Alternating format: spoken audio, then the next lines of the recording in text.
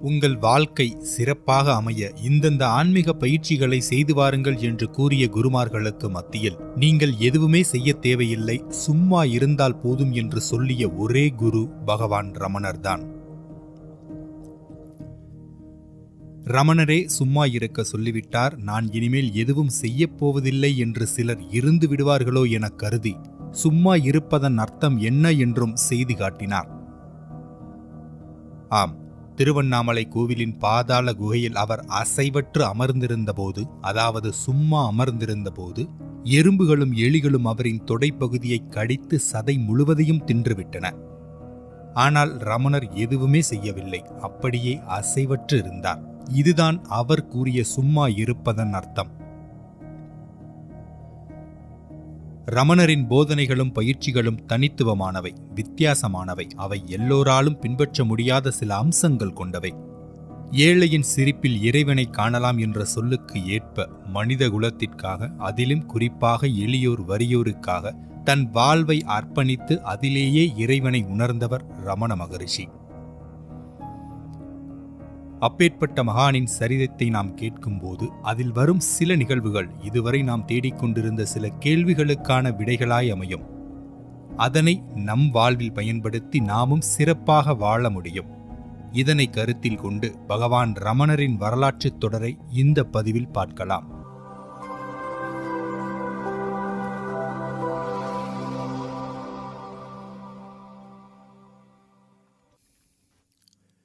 மதுரையில் இருந்து சுமார் 60 கிலோமீட்டர் தூரத்தில் அமைந்திருக்கும் ஊர் திருச்சுழி. புராண நிகழ்வுகளோடு தொடர்புடையது இந்த தலம். கௌண்டன்ய முனிவர் என்பவர் அவ்வூர் ஆற்றங்கரையில் அமர்ந்து தவம் செய்ததாக ஐதீகம். அதனால்தான் இந்த கிராமத்தில் பாயும் நதிக்கு கௌண்டன்ய நதி என்ற பெயர் வந்தது. அந்த நதி பாய்ந்து வளம் உண்டாக்குவதால் மிக பசுமையான அழகான கிராமமாக அது அமைந்திருந்தது. இந்த திருச்சுழி திருத்தலத்தில் எழுந்தருளிய சிவபெருமானுக்கு பூமிநாதர் என்று பெயர். மாணிக்கவாசகர் இந்த பூமிநாத பெருமானை பாடி மகிழ்ந்துள்ள தலம். இந்த ஊரில் சுந்தரம் அழகம்மாள் தம்பதிக்கு டிசம்பர் 30, 1879 வருடம் ரமணர் 3வது மகனாக பிறந்தார். பெற்றோர் அவருக்கு வெங்கடராமன் என பெயரிட்டனர். ரமணரையே பெற்றெடுத்த தாய் அழகம்மாள் தெய்வ பக்தி நிரம்பியவர். தந்தை சுந்தரமையர் உள்ளூர் மேஜிஸ்திரேட் முன்னாள் வழக்காடும் வக்கீல். ரமணருக்கு ஒரு அண்ணனும் ஒரு தம்பியும் ஒரு தங்கையும் உண்டு. தகப்பனாரின் உயர்ந்த உள்ளத்தாலும் தாயாரின் பக்தியினாலும் அந்த குடும்பம் மிக அமைதியாக வாழ்ந்து வந்தது. ஆனால் இது அனைத்தும் வெகு நாட்கள் நீடிக்கவில்லை. ரமணருக்கு 12 வயதாகும் போது தந்தை சுந்தரம் இயற்கை எய்தினார். குடும்பத்தின் சூழலே மாறிப்போனது. ரமணரும் அவரது அண்ணனும் மதுரையில் இருக்கும் தங்கள் சித்தப்பா வீட்டிற்கு அனுப்பப்பட்டனர். தாயும் மற்ற குழந்தைகளும் திருச்சுழியிலேயே தங்கிவிட்டனர். அங்கே ஸ்காட் நடுநிலைப் பள்ளியில் படித்த ரமணர் பின்னர் அமெரிக்கன் மிஷன் உயர்நிலைப் பள்ளியில் 9வது படிக்க சேர்க்கப்பட்டார்.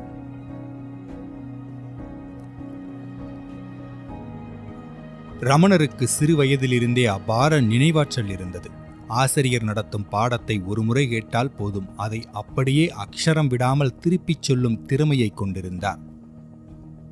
வகுப்பு தோழர்களைக் காட்டிலும் நல்ல திடகாத்திரமான உடற்கட்டு அமைந்திருந்ததாலும் மற்ற மாணவர்களைக் காட்டிலும் சுதந்திர உணர்வோடு எதை பற்றியும் கவலை இல்லாமல் இருந்ததாலும் பள்ளி பாட புத்தகங்களை விட விளையாட்டும் வெளிப்புற வாழ்வும் அவருக்கு விருப்பமானதாக இருந்தது. பால்ய பருவத்தில் ரமணருக்கு அசாதாரணமான தூக்கம் வரும். இதை பற்றி பிற்காலத்தில் அவர் கூறும்போது, நான் முழிச்சுக்கிட்டு இருக்கும்போது என்னை தொடுறதுக்கு பசங்க பயப்படுவாங்க. என்னை ஏதாவது பண்ணணும்னு கோபமா இருந்தாங்கன்னா, நான் தூங்கிக்கிட்டு இருக்கும்போது என்னை தூக்கிட்டு போய் உதைன்னு உதைச்சு என் மூஞ்சியில கரியினால கோடு போட்டு என்னை திரும்ப கொண்டு வந்து போட்டுடுவாங்க. மறுநாள் அவங்களே சொல்லாத வரைக்கும் முதல் நாள் என்ன ஆச்சுன்னு எனக்கு தெரியாது. அந்த அளவுக்கு அவருடைய தூக்கம் இருந்துள்ளது. இதுவரையில் ஒரு சாமானிய மாணவனின் வாழ்க்கையே ரமணரின் வாழ்க்கையிலும் பிரதிபலித்து வந்தது. ஆனால் 1895 நவம்பர் மாதம் நிகழ்ந்த ஒரு நிகழ்வு அவரது வாழ்வையே புரட்டி போட்டது. ஒரு நாள் ரமணரின் உறவினர் ஒருவர் திருவண்ணாமலைக்கு சென்றுவிட்டு ரமணரின் சித்தப்பாவை காண வந்தார். வந்தவர் அருணாச்சலத்தின் பெருமைகளை பேச பேச பிரமித்து நின்றார் ரமணர். ஏனென்றால் அருணாச்சலா என்னும் அந்த ஒரு வார்த்தை அவரது குழந்தை பருவத்திலிருந்தே அவருக்குள் விவரிக்க முடியாத ஒரு பிரமிப்பையும் அன்பையும் கிளறிக் கொண்டிருந்தது. அந்த உறவினர் அருணாச்சலம் பற்றி பேசியதும் அது எங்கிருக்கிறது என்ற விவரங்களை அவரிடம் பெற்றுக்கொண்ட கணத்திலிருந்தே அதே நினைவுகளால் மூழ்கடிக்கப்பட்டார். சில நாட்கள் கழித்து ரமணருக்கு பெரிய புராண புத்தகம் கைக்கு கிடைத்தது. சிவபெருமான் மீது அளவிட முடியாத பக்தியை வெளிப்படுத்தி அவரின் அருள் பெற்ற 63 அடியவர்களின் புராணம் அது. மீனாட்சி அம்மன் கோவிலுக்கு சென்று அம்மனை வழிபடுவது அல்லது பெரிய புராணம் படிப்பது, இதுதான் அன்றைய ரமணரின் முக்கிய வேலை.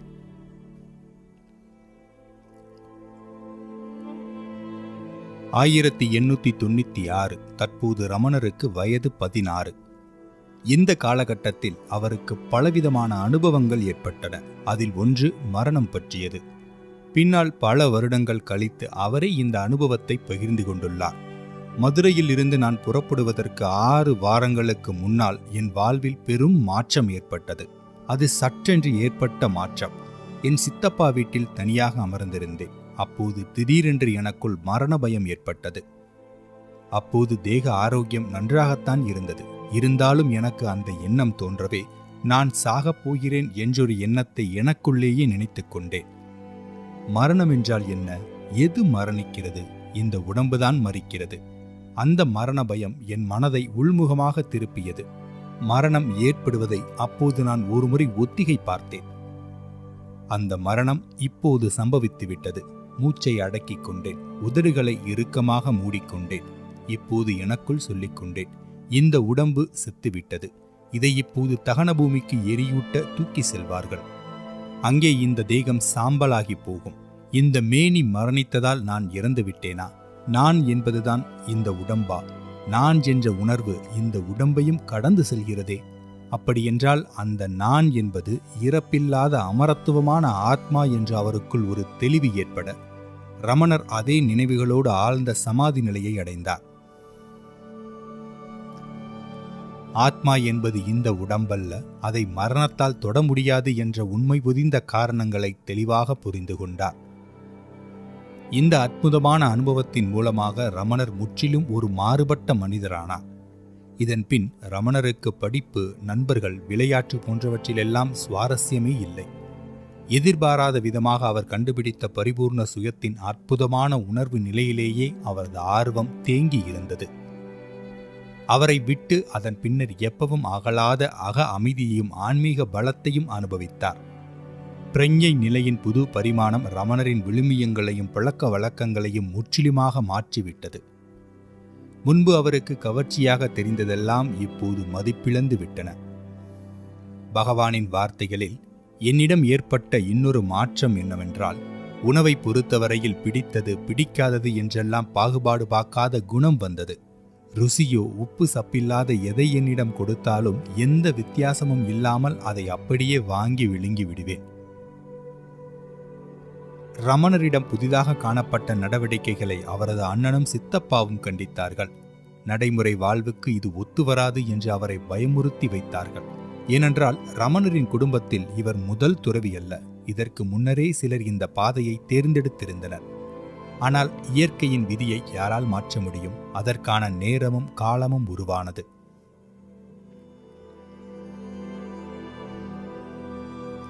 ஆகஸ்ட் 29, 1896. வகுப்பாசிரியர் ஆங்கில இலக்கண பாடத்தை 3 முறை எழுதி வரும்படி வீட்டு பாடம் கொடுத்திருந்தார். ரமணர் 2 முறை எழுதிவிட்டார். 3ஆம் முறை எழுத உட்கார்ந்தபோது இதென்ன வீண் வேலை என்ற கேள்வி மனதுக்குள் எழ, ஒரு கணம் சிந்தித்து அந்த காகிதங்களை அப்படியே தள்ளி வைத்துவிட்டு சம்மணம் போட்டு நிமிர்ந்து அமர்ந்தார்.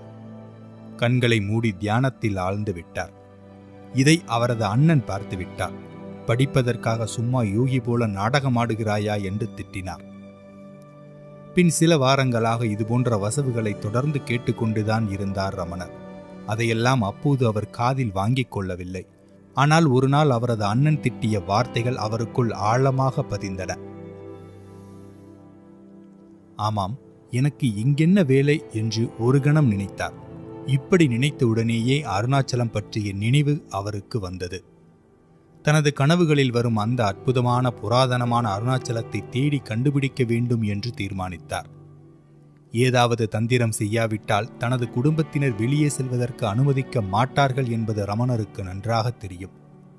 ஆகையால் அவரது அண்ணனிடம் பள்ளிக்கூடத்தில் சிறப்பு வகுப்புகள் நடப்பதாகவும் அதற்கு செல்ல வேண்டும் என்று சொன்னார். அவரது அருணாச்சல பயணத்துக்கு பணம் கொடுக்கிறோம் என்பது தெரியாமல் அண்ணன் தம்பியிடம், அந்த பெட்டியில 5 ரூபாய் இருக்கு, என்னோட காலேஜ் ஃபீஸை கட்டிடு என்றார். ரமணர் அதிலிருந்து 3 ரூபாய்களை மட்டுமே எடுத்துக்கொண்டார். திருவண்ணாமலை சென்றடைவதற்கு அது மட்டுமே போதும் என்பது அவர் கணக்கு. கிளம்பும்போது துண்டு சீட்டில் ஒரு கடிதம் எழுதி வைத்தார். அதில், நான் என் தந்தையை தேடி அவரது கட்டளைப்படி புறப்படுகிறேன். இது ஒரு நல்ல காரியத்தில்தான் இறங்கி இருக்கிறது. ஆகையால் இந்த காரியத்துக்கு ஒருவரும் சஞ்சலம் அடைய வேண்டாம். இதை பார்ப்பதற்காக பணமும் செலவு செய்ய வேண்டாம். உன் காலேஜுக்கு இன்னும் பணம் கட்டவில்லை. ரூபாய் 2 மீதம் இத்துடன் இணைக்கப்பட்டிருக்கிறது. இதனால்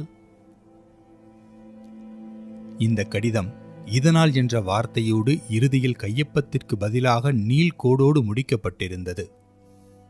நான் என்று ஆரம்ப வரிகளில் துவங்கிய கடிதத்தை ரமணர் கடைசியில் இது என்று தன்னை சுட்டிக்காட்டுவதற்கு பயன்படுத்தியது குறிப்பிடத்தக்கது. அவரது ஆன்மா ஏற்கனவே ஆண்டவனுக்குள் சங்கமித்து விட்டது. இப்போது மதுரையிலிருந்து திருவண்ணாமலைக்கு புறப்பட்டது ஆன்மாவிலிருந்து தனியாக நிற்கும் தேகம்தான்.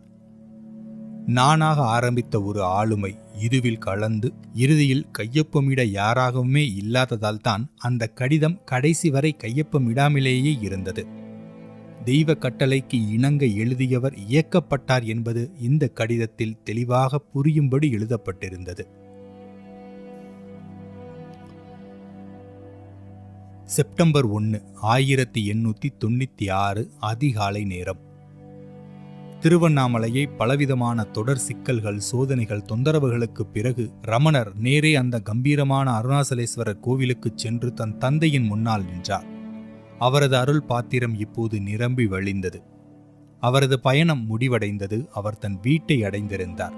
கோவிலை விட்டு வெளியே வந்த சிறுவன் தலையை மொட்டையடித்துக் கொண்டார். தன்னிடம் இருந்த எல்லாவற்றையும் தூக்கி எறிந்தான். வேஷ்டியிலிருந்து ஒரு முழ துணியை கிழித்து இழுத்து கௌபீனமாக கட்டிக்கொண்டான். சகலத்தையும் துறந்து மீண்டும் கோவிலுக்குள் சென்று இருத்தலில் இருக்கும் ஆனந்தத்தில் மூழ்கி பல இரவுகள், பல பகல்கள் செல்ல செல்ல துளியும் கூட அசைவில்லாமல் அமர்ந்திருந்தார்.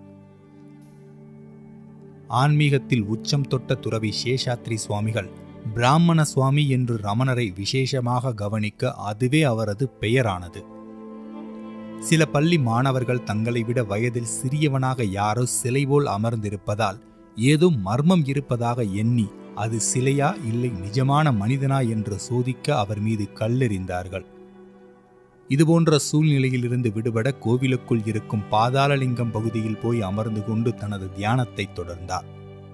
அங்கு எலிகளும் எறும்புகளும் பூச்சிகளும் அவரது தேகத்தை பல நாட்கள் அரித்து சாப்பிட்டன. அப்போதும் அசைவற்றிருந்தார். எந்தவிதமான வலியோ இடைஞ்சலோ தெரியாத அந்த சிறுவன் ஆனந்தத்தில் உறைந்தபடி அப்படியே இருந்தார். பூச்சி புழுக்களால் அரிக்கப்பட்ட ஒரு சுவாமி மிக மோசமான தேக நிலையில் அங்கே அமர்ந்திருப்பதை கண்ட மேலும் சில யோகிகள் அவரை கோயில் பிரகாரத்துக்குள்ளேயே வேறு ஒரு சந்நிதிக்கு தூக்கி கொண்டு போய் இடம் மாற்றினார்கள். அப்போதிலிருந்து தன்னை குறிவைத்து பார்க்கும் மனிதர்களிடம் இருந்து தப்பிக்க கோவிலுக்குள்ளே பல சன்னதிகளுக்கு சென்று அங்கிருந்து அருகில் இருக்கும் தோப்புகளுக்கும் இடமாறிக்கொண்டே இருந்தார். ஆனால் இந்த எல்லா இடங்களிலும் பிச்சைக்காரர்கள், ஊரில் இருக்கும் பக்தர்கள், கோவில் பணியாளர்கள் மற்றும் சிலர் அவரை கவனித்துக் கொண்டேதான் இருந்தார்கள். சுயத்தில் உறைந்து போய் வெளி உலகிற்கு பிரேதம் போல இருந்த அவரை பக்தர்கள் உழுப்பி எழுப்பிதான் தண்ணீரோ சிறிது உணவோ கொடுக்க முடிந்தது.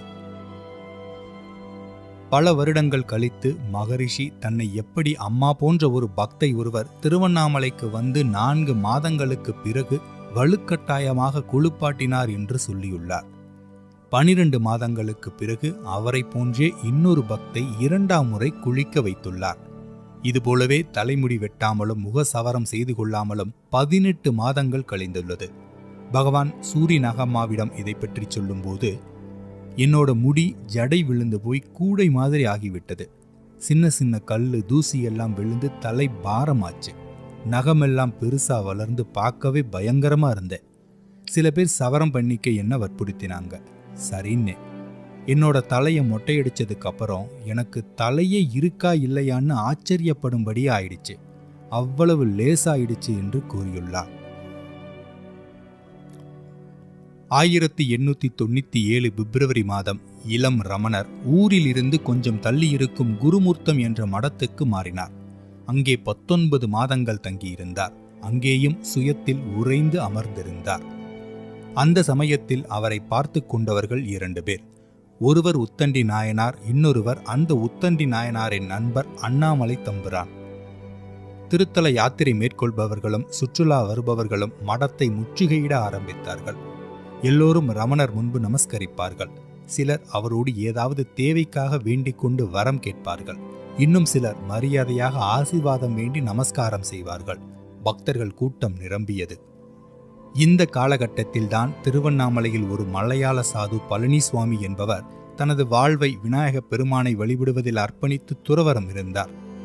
அந்த பழனிசுவாமியின் நண்பர் ஸ்ரீனிவாச ஐயர் ஒரு நாள் அவரிடம், ஒரு சிலை சாமி இருக்கார், உன்னோட வாழ்க்கைய அவரோடு நீ ஏன் கழிக்க கூடாது? அவர் இளம் சாமியார், குருமூர்த்தத்தில் ரத்தமும் சதையுமா சிலை போல அமர்ந்திருக்கார். சிறுவன் துருவனைப் போல தபசில் மூழ்கி இருக்கார். நீ அங்க போய் அவரோடு இருந்தா உன்னோட வாழ்வில் அர்த்தம் இருக்கும் என்றார். பழனிசுவாமி குருமூர்த்தம் சென்றார். அங்கே ஆழ்ந்த தபசில் மூழ்கியிருந்த சுவாமியை பார்த்த கணமே தன்னை கடைத்தேற்ற இருப்பவர் இவர்தான் என்று உணர்ந்து கொண்டார். அதன் பின்னர் 21 வருடங்கள் மகரிஷிக்கு தொண்டு புரிவதிலேயே தன் வாழ்வை அர்ப்பணித்தார். ரமணர் உடம்பு என்று ஒன்று இருப்பதையே ஒதுக்கி தள்ளியதால் அவருடைய தெம்பெல்லாம் குறைந்து போய் பலவீனமானது. வெளியே போக வேண்டுமென்றால் கூட அவரால் எழுந்து கூட நிற்க திராணி இல்லை. நிறைய முறை கொஞ்சம் கொஞ்சமாக எழுந்திருந்து மீண்டும் பின்னால் விழுந்து அமர்ந்த நிலைக்கே சென்றிருக்கிறார். ஊரில் இருக்கும் அரசு அலுவலகத்தில் கணக்காளராக வேலை பார்க்கும் வெங்கடராம ஐயர் என்பவர் தினமும் அலுவலகம் செல்வதற்கு முன்னர் பகவானை தரிசிப்பதை வழக்கமாக கொண்டிருந்தார். ஒரு நாள் துண்டு காகிதம் ஒன்றையும் பென்சிலையும் முன்னால் வைத்து அதில் சுவாமியின் பெயரையும் பிறந்த ஊரையும் எழுத வேண்டியிருந்தார். அவரது வேண்டுகோளை சுவாமிகள் செவிமடுக்கவில்லை. ஆனால் சுவாமி சொல்லாதவரை நான் எதுவும் சாப்பிட மாட்டேன் என்றும் அலுவலகம் செல்ல மாட்டேன் என்றும் பிடிவாதமாக அவர் அங்கேயே அமர்ந்து விட்டார். பின்னர் ஸ்ரீ ரமணர் ஆங்கிலத்தில் எழுதினார். இந்த நிலையில் பல வருடங்களாக ரமணரை அவரது உறவினர்கள் நிறைய இடங்களில் தேடி அலைந்து கொண்டிருந்தார்கள். ஆனாலும் அவரை கண்டுபிடிக்க முடியவில்லை. இதற்கிடையில் குருமுத்தத்தில் இந்த இளம் சந்நியாசியின் பெயரும் பூர்வீகமும் அறிந்த அண்ணாமலை தம்புரான் மதுரைக்கு விஜயம் செய்தார். அவர் ரமணரின் குடும்ப நண்பர் ஒருவரிடம் திருவண்ணாமலையில் இருக்கும் பிரசித்தி பெற்ற ஒரு இளம் துறவி திருச்சுழியைச் சேர்ந்தவர் என்ற விவரத்தை கூறுகிறார். இதை கேட்டவுடனேயே ரமணரின் சித்தப்பா திருவண்ணாமலைக்கு விரைந்தார். அங்கே அவர்களின் வெங்கடராமன் அமர்ந்திருப்பதைக் கண்டு மகிழ்ச்சியடைந்து ரமணரை வீட்டுக்கு வரச் சொல்லி எவ்வளவோ கெஞ்சியும் அவர் மசியாததால் வெறுங்கையோடு மறுபடியும் வீட்டுக்கே திரும்பினார். சில காலத்திற்கு பிறகு ரமணர் அருணாசல மலையில் இருக்கும் பவளக்குன்றில் தங்க ஆரம்பித்தார். அங்கேயும் அவர் எப்போதும் இருத்தலின் ஆனந்தத்தில் மூழ்கி இருந்தார். இந்த இடத்தில்தான் அவரது அன்னை அழகம்மாள் வந்து சுருங்கிய மீனியும் ஜடாமுடியுமாக இருந்த சுவாமியை அடையாளம் கண்டு ஊருக்கு திரும்ப அழைத்து கொண்டு போக வந்தார். அம்மாவின் அன்பும் அரவணைப்பும் மேலோங்க அவரது இந்த நிலையைக் கண்டு புலம்பி தன்னுடன் கூட வருமாறு அழைத்தார். பல தடவை அன்னை அழகம்மாள் வருத்தி வருத்தி கூப்பிட்டும் சுவாமி அசையாமல் அமர்ந்திருந்தார். சோகம் அழகம்மாளை அழுத்த வருத்தம் தேய்ந்த குரலில் அங்கே இருக்கும் பக்தர்களை அவருக்காக கேட்டு பார்க்கச் சொன்னார். அம்மாவின் அந்த வேண்டுகோளை பார்த்த ஒருவர் சுவாமியிடம், உங்கள் அம்மா அழுகிறார், கெஞ்சுகிறார், அவருக்காக ஒரு பதிலாவது சொல்லுங்கள். சுவாமி மௌனத்தை கலைக்க வேண்டாம், என்ன சொல்லணுமோ அதை காகிதத்தில் எழுதியாவது காட்டலாமே என்றார். ரமணர் பென்சிலை எடுத்து இவ்வாறு எழுதுகிறார். அவரவரின் பிராப்த கர்மாவின் பயனாக இறைவன் நியமப்படி ஆட்டுவிக்கிறார். எவ்வளவு முயன்றாலும் நடக்கக்கூடாது என்று விதித்திருப்பது நடக்காது. எப்படியாவது ஒன்றை தடுக்க பிரயத்தனப்பட்டால் அது நடக்க வேண்டும் என்று விதி இருந்தால் நிச்சயம் நடந்தே தீரும். இது சத்தியம். அதனால் மௌனமாக இருப்பதே உசிதம். தன்னால் கொடுக்க முடியாததை கேட்ட அவரது அம்மாவுக்கு கடைசி வரி பதிலாக அமைந்தது. இது மாற்ற இயலாத விதியை எதிர்த்து போராடி கிடைக்காத ஒன்றிற்காக சலனப்படும் எல்லோருக்கும் பொருந்தும். ஆனால் இது முன்னேற்றத்திற்காக, வெற்றி பெறுவதற்காக சீரிய முயற்சிகளை எடுக்கக்கூடாது என்பதில்லை. எல்லாம் விதிப்படி நடக்கும், அதனால் நான் ஏன் முயற்சிக்க வேண்டும் என்று ஒரு மனிதன் சொன்னால், விதி என்றால் என்ன என்பதை பற்றிய தவறான புரிதலோடு தவறான நடவடிக்கையில் ஈடுபடுகிறார் என்று அர்த்தம். அம்மா வீடு திரும்பினார். ரமணர் முன்னைப் போலவே சுயத்தில் உறைந்திருந்தார். 1899 வருட ஆரம்பத்தில் ரமணர் அவரது சீடரான பழனிசுவாமியுடன் விருபாட்சி குகைக்கு மாறினார். 13ஆம் நூற்றாண்டில் வாழ்ந்த விருபாட்சி தேவர் என்ற முனிவரின் பெயரில் அழைக்கப்படும் குகை அது. அந்த முனிவர் அந்த குகையிலேயே சமாதி அடைந்ததாக கூறப்படுகிறது. மேலும் குகையின் உள்புறம் புனித ஒற்றை எழுத்தான ஓம் வடிவில் அமைந்திருப்பது தனி சிறப்பு. இந்த குகையில் பகவான் ரமணர் 17 வருடங்கள் தங்கியிருந்தார். ரமணர் விருபாட்சி குகையில் தங்கியிருந்த காலம் ஒருநாள் மாலை வேளையில் திரளாக பக்தர்கள் கூட்டம் வந்திருந்தது. வந்தவர்கள் ஒவ்வொருவராக ஸ்ரீ பகவானை தரிசித்துக் கொண்டிருந்தனர். சற்று நேரத்தில் திடீரென மழை பொழியத் துவங்கியது. மெதுவாக ஆரம்பித்த மழை பேய் மழையாக கொட்டி தீர்த்தது. தரிசிக்க வந்தவர்கள் யாரும் கீழே இறங்கி செல்ல முடியாத நிலை. மாலை கடந்து இரவும் வந்துவிட்டிருந்தது. இரவு 8 மணியை கடந்து விட்டதால் ஒவ்வொருவருக்கும் நல்ல பசி ஏற்பட்டது. ஆனால் அத்தனை பேருக்குமான போதுமான உணவு கையிருப்பில் இல்லை. பகவானின் அடியவரான பழனிசுவாமிக்கு என்ன செய்வதென்று புரியவில்லை. பகவானின் முகத்தையே பார்த்து கொண்டிருந்தார். பகவானும் சரி சரி, மழை விடுவதாக தெரியவில்லை, இவர்களோ பாவம் பசிக்களைப்பில் இருக்கிறார்கள், அதனால் இருக்கும் உணவை அனைவருக்கும் பகிர்ந்து கொடுத்துவிடு என்றார். உடனே பழனிசுவாமி உணவை சிறு சிறு உருண்டையாக உருட்டி வந்திருந்த பக்தர்கள் ஒவ்வொருவருக்கும் அளிக்கத் தொடங்கினார்.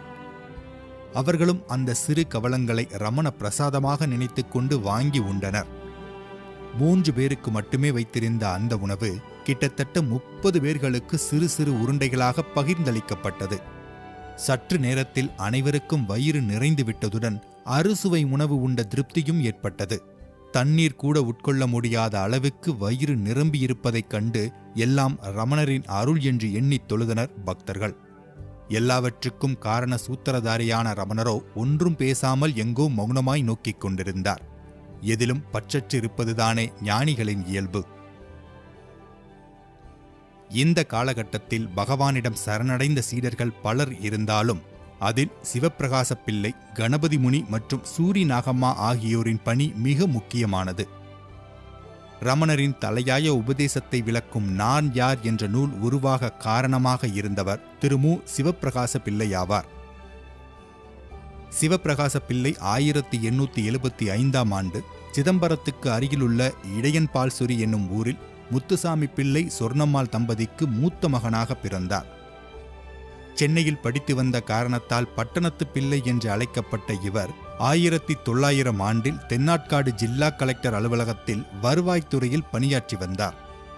அலுவல் காரணமாக 1902இல் திருவண்ணாமலைக்கு வந்தபோது மலைக்கு மேல் குகை நமச்சிவாயர் ஆலயத்தில் வாழ்ந்து வந்த பிராமண சுவாமிகளை பற்றி கேள்விப்பட்டு அவரை தரிசித்து அவரின் பால் ஈர்க்கப்பட்டு பின்னர் வெகுகாலம் அவருடனேயே இருந்து நான் யார் எனும் வினாவுக்கு விடை வேண்டினார். அப்போது மௌனத்தில் இருந்து வந்த பகவான் ரமணர் பிள்ளையவர்களின் கேள்விகளுக்கு எழுத்து மூலமாக தக்க பதிலளித்தார். அவைகளே பின்னர் நான் யார் எனும் தனி புத்தகமாக உருவானது. 1910இல் பிள்ளையவர்கள் தன் அரசு பணியை ராஜினாமா செய்துவிட்டு ரமணரிடமே தஞ்சம் புகுந்தவர் தமது 72வது வயதில் 1948ஆம் ஆண்டு மார்கழி 29 அன்று தேக உபாதையை விட்டு குருபதத்தில் ஐக்கியமானார். இவர் மறைந்த செய்தி கேட்ட பகவான் சிவப்பிரகாசம் சிவப்பிரகாசமானார் என்று இவரின் முக்தியை உறுதி செய்தார். மற்றொரு சீடரான கணபதி முனி வடமொழியில் மிகுந்த ஆளுமை பெற்றவர். அதன் காரணமாக காவியகண்டர் என்ற பெயர் பெற்றவர். இவர் பகவானை நாடி வந்த தலை சிறந்த அறிஞர்களுள் ஒருவர். இவர் ஒரு நாள், கற்க வேண்டிய அனைத்தையும் கற்றுள்ளேன், பஞ்சாட்சர ஜபங்களை ஜபிக்கிறேன், ஆனால் மனதில் அமைதி இல்லை, தபஸ் என்பதன் தாத்பரியம் என்ன என்பதை எனக்கு விளக்க வேண்டும் என்று விருபாட்சி குகையில் பிராமண சுவாமியை சந்தித்து வேண்டி நின்றார் கணபதி முனி. நான் என்பது எங்கிருந்து புறப்படுகிறதோ அதை கவனித்தால் மனம் அங்கு அடங்கும், அதுவே தபஸ். ஒரு மந்திரத்தை ஜபம் பண்ணினால் அந்த மந்திர துவனி எங்கிருந்து புறப்படுகிறது என்று கவனித்தால் மனம் அங்கே அடங்கும். அதுவே தபஸ் என்று இளந்துறவி கணபதி முனிக்கு உரைத்தார்.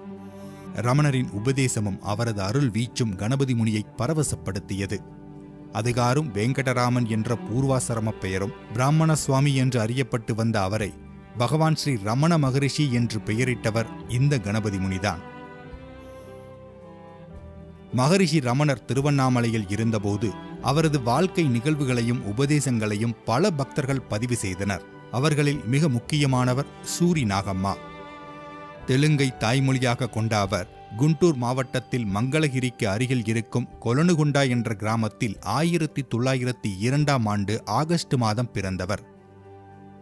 4 வயதில் அவரது தகப்பனாரும் 10 வயதில் அவரது தாயாரும் காலமாகிவிட்டார்கள். அந்த கால வழக்கப்படி அவருக்கு 11ஆம் வயதில் கல்யாணம் நடந்தது. ஆனால் துரதிர்ஷ்டவசமாக ஒரே வருடத்தில் அவர் கணவனையும் இழந்தார். வாழ்நாள் முழுவதும் விதவையாக வாழ வேண்டிய துர்பாக்கியம். அதை இறை நினைப்பில் ஈடுபடுத்தி தன்னை அதில் அர்ப்பணித்து வாழ்வை சிறக்க வைத்துக் கொண்டார் அவர்.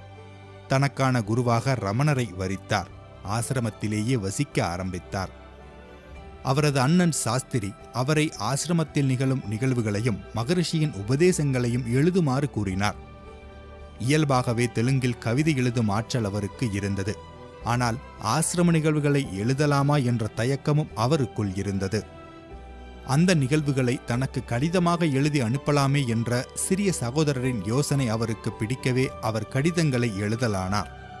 இன்று நமக்கு பொக்கிசமாக கிடைத்திருக்கும் லெட்டர்ஸ் ஃப்ரம் ரமணாசிரமம் இப்படி பிறந்ததுதான்.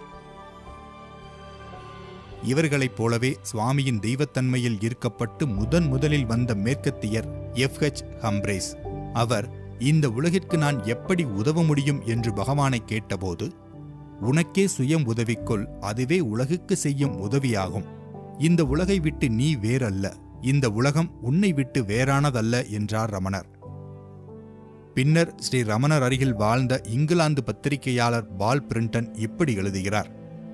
தெளிவான அதிகாரப்பூர்வ விசேஷ சக்தி கொண்ட சூழ்நிலை அவரை சுற்றி இருந்தாலும் அவரின் அதீத எளிமையும் அடக்கமும் எனக்கு மிகவும் பிடித்திருந்தது.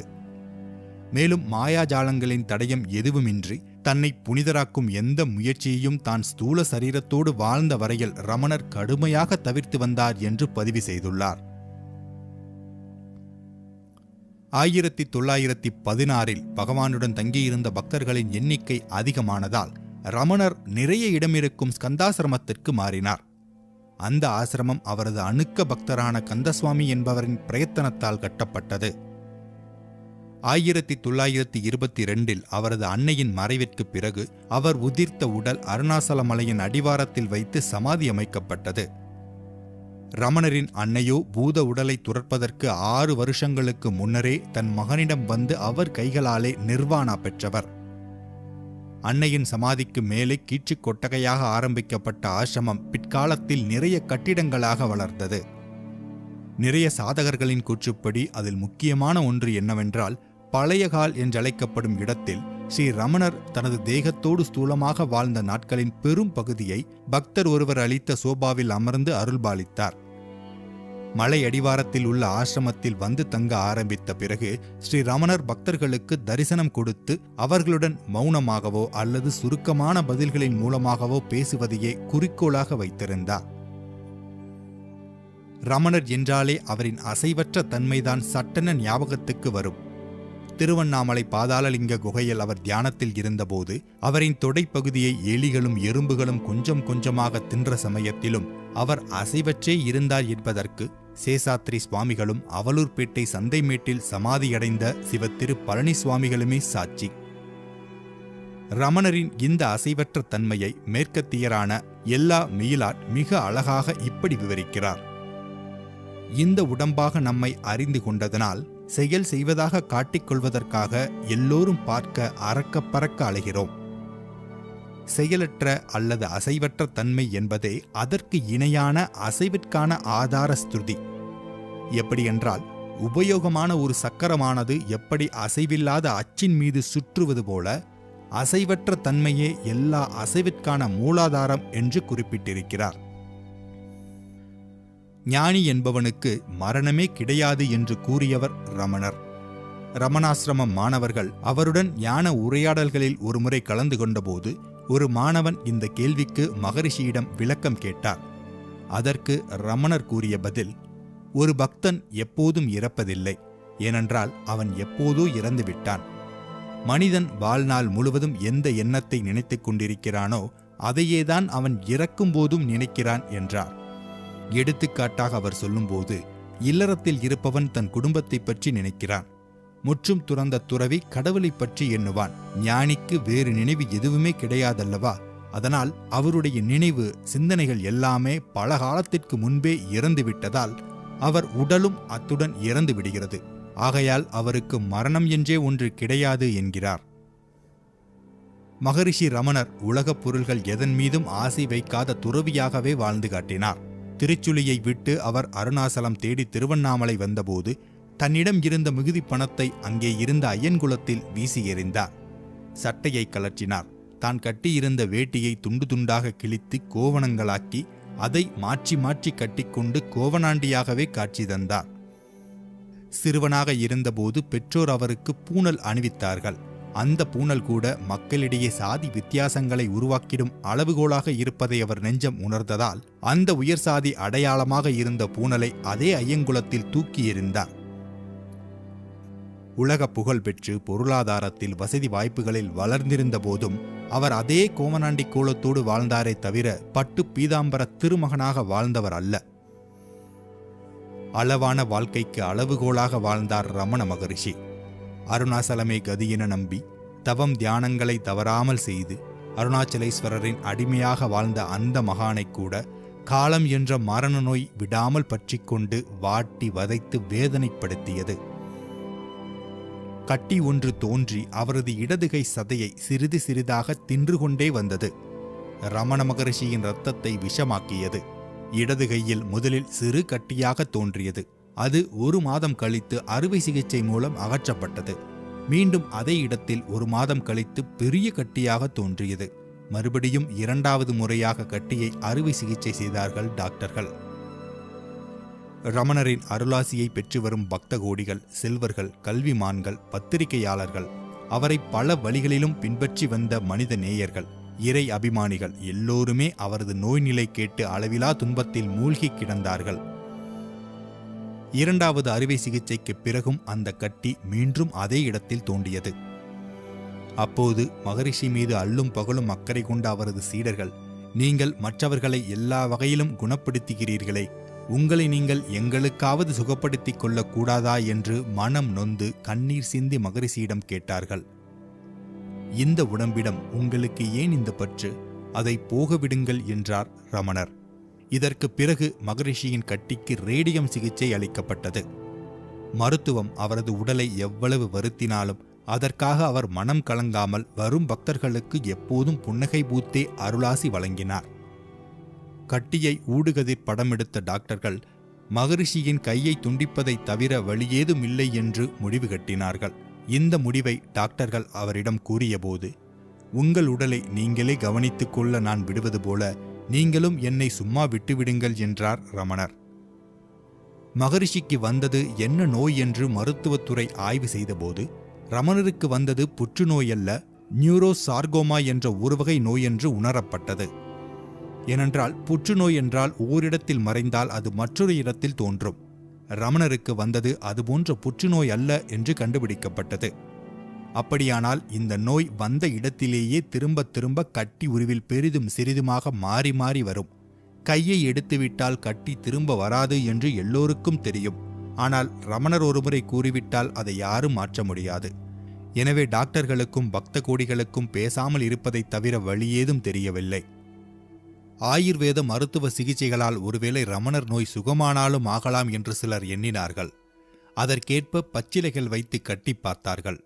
அந்த இராட்சச நோய் வருவதும் மறைவதும் திரும்பவும் வருவதுமாக கண்ணாமூச்சியாட்டம் ஆடிக்கொண்டே இருந்தது. மாறி மாறி வந்த கட்டியின் கொடுமை ரமண மகரிஷியின் உடலை தின்று தின்று பலவீனப்படுத்திவிட்டது. இந்த நோய் சுகமாக எந்தெந்த வகையான மருந்துகளை கொடுத்து பார்த்தும் பல முறை அறுவை சிகிச்சைகளை செய்து பார்த்தும் குணமாகும் நிலையிலே இல்லை. 1950 ஏப்ரல் 14 நாள் ரமண மகரிஷியின் நோய் மிகவும் மோசமானது. மாலை 7 மணி இருக்கும். ரமணர் மூச்சுவிட வேதனைப்பட்டார். அதனால் உடனிருந்த மருத்துவர்கள் அவருக்கு பிராணவாயு கொடுத்தார்கள். சிறிது நேரம் சென்ற பின்பு அந்த உயிர்காற்றும் நிறுத்தப்பட்டது. ஆசிரமத்திற்கு வெளியே ரமணருடைய அருளாசிக்காக காத்து கிடந்த 2000க்கும் மேற்பட்ட திருவண்ணாமலை நகரத்து பக்தர்கள், கிராமப்புறத்து குடியானவர்களும் ஏழை மக்களும் புற்றீசல் போல நகரை மொய்த்துக் கொண்டு அருணாச்சல சிவா அருணாச்சல சிவா என்ற பஜனை ஒலிகளோடு பாடல்களை விடிய விடிய பாடியபடியே இருந்தனர்.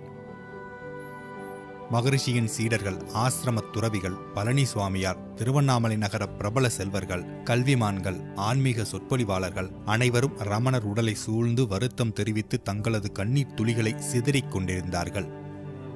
சரியாக மணி 8:47க்கு ரமணர் தன் ஸ்தூட உடலை விட்டு அகண்டு விட்டார். ஆன்மீக உலக மக்கள் ரமணரின் மகா சமாதி கேட்டு அதிர்ச்சி அடைந்தார்கள். தியானம் திணறி அழுதது. தவம் தள்ளாடி தவித்தது. அவரது மௌனம் அவர் பிறந்த திருச்சுழியில் ஓடும் கவுண்டன்ய நதியின் கோடை மணல் ஊற்று கண் போல வறண்டு வற்றிவிட்டது. தமிழ்நாட்டு ஆன்மீக உலகமும் திருவண்ணாமலை நகரின் ஆயிரக்கணக்கான பக்தர்களும் ரமணருக்கு தங்களது இறுதி அஞ்சலியை செலுத்திய பிறகு யோகாசன நிலையில் அவரை அமர வைத்து கற்பூரம், விபூதி, உப்பு ஆகியவற்றை கொண்டு அவரை சமாதிப்படுத்தினார்கள். ரமணரிடம் நிறைய பக்தர்களை இழுத்து கொண்டு வந்து போட்டது அவரது சௌலபியம், எளிதில் அணுகக்கூடிய அவரது தன்மை. தனக்கென்று தனிமையான நேரமெல்லாம் எடுத்துக்கொள்ளாமல் காலை, மாலை, இரவு என்று எந்த நேரமும் எல்லா பக்தர்களுக்கும் தரிசனம் கொடுத்து கொண்டே அந்த ஹாலிலேயே அமர்ந்திருந்தார். அவ்வளவு ஏன், எல்லோர் முன்னிலையிலும் அங்கேயே தூங்கவும் செய்வார். புதிதாக ஒருவர் அவரை பார்க்க வந்தாலும் உடனே எளிதில் கலந்துவிடும் தன்மையுள்ளவர். ஒரு பார்வை, ஒரு தலையாட்டல், ஒரே ஒரு விசாரிப்பு, இவைகளில் ஸ்ரீ ரமணர் நம்மவர், நம் நலனின் அக்கறையுள்ளவர் என்று பார்வையாளர்கள் நினைக்கும்படி செய்துவிடுவார். இவர் இப்படித்தான் என்று வரையறுக்க முடியாதவர். பார்ப்பதற்கு ஒரு மடாதிபதி போலவோ அல்லது பெரும் துறவியைப் போலவோ இல்லாதவர். ஆனால் அவரது பேச்சில் அர்த்தம் இருக்கும். ஸ்ரீ ரமணர் ஆசிரமவாசிகளுக்கு போதிக்க மட்டுமே செய்யாமல் அதுபோலவே வாழ்ந்தும் காட்டினார். தொண்டு புரிதலே நிம்மதி மற்றும் சாந்திக்கான வழி என்பதை அன்றாட வாழ்வில் ஸ்ரீ ரமணர் பல முறை வலியுறுத்தி ஆசிரமத்தில் உதாரணமாக வாழ்ந்து காட்டினார். ரமணர் எப்போதும் சொற்பொழிவுகள் ஆற்றியதில்லை. புண்ணிய தல யாத்திரைகள் சென்றதும் இல்லை. வீட்டை துறந்து வந்தவுடன் தொடர்ந்து 54 வருடங்கள் அருணாச்சல மலையின் மீதோ அல்லது அருகிலேயே வசித்து வந்தார். பொதுஜனம் அவரிடம் சென்று கேள்விகளை முன்வைத்த போதும் சொற்பொழிவுகளை விடுத்து அவரது பாணியில் எளிமையாக பதிலளித்தார். இதன் காரணமாகத்தான் பல லட்சக்கணக்கான பக்தர்களின் இதயங்களில் ரமணர் குடியமர்த்தப்பட்டார். ரமணரின் ஸ்தூல சரீரம் மறைந்தாலும் அவரின் நினைவு என்றும் திருவண்ணாமலையிலேயே நிலை கொண்டு இன்றைக்கும் அவரை தரிசிக்க வரும் பக்தர்களுக்கு அவரின் இருப்பை உணர்த்தி வருகிறது.